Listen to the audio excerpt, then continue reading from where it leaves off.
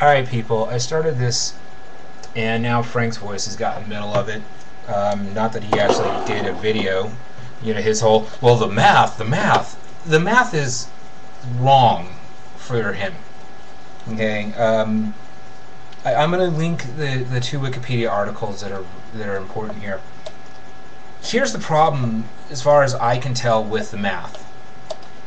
It did not include wars, famine, genocide, or any other human activity. It basically assumed that the world would get better, therefore population would grow. Okay? Now, this has happened to an extent in the countries that have had growth exponentially because of how better the society is. But the problem is that again,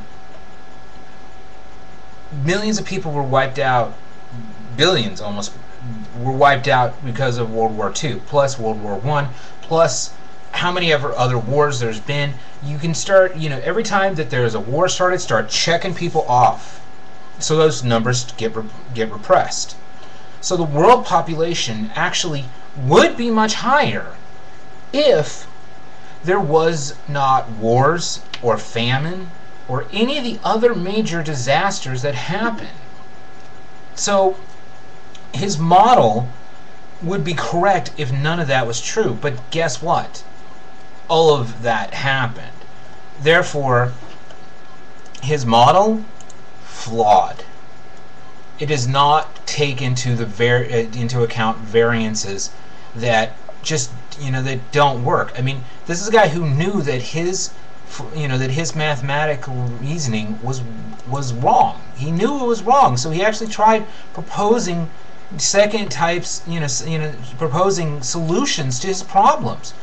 The problem is that you can never ever account for all of the things that have happened and will happen, which will decrease population. So I'm sorry to tell people out there, but he was wrong. And trying to use him as a, yeah, here's proof, you know, that evolution is wrong because of this one guy's really badly conceived model of population. Sorry. You know, it might, you know, if there was no the variables in here are astounding. He doesn't account for most of the variables. Okay, that's the problem. He doesn't account for the variables, and because he doesn't account for the variables, the equation collapses. And that was another thing with the guy that I did the original video to. You didn't figure in all of the variables.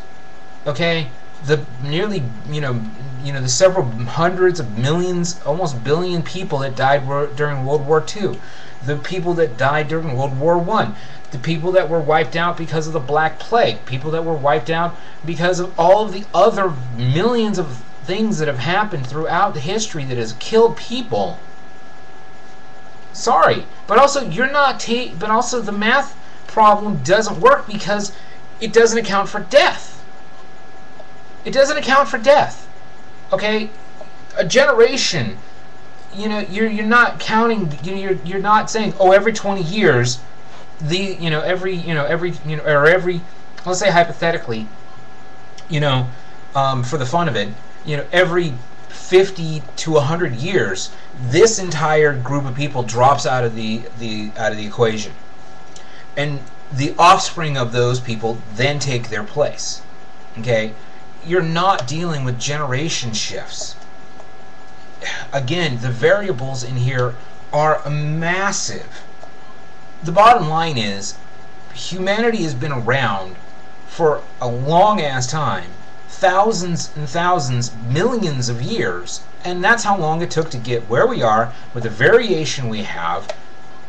Sorry, but just because you found one guy whose formula just seems to fit your little preconceived notion of what's right and wrong with evolution, sorry, that doesn't prove jack shit. Sorry.